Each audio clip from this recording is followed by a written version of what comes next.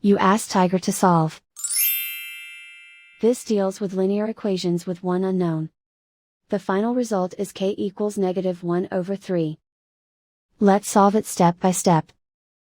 Simplify the expression. Combine like terms.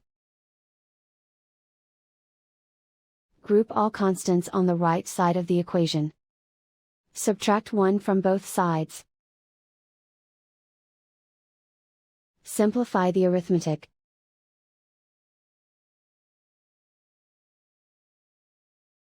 Isolate the k. Divide both sides by 3.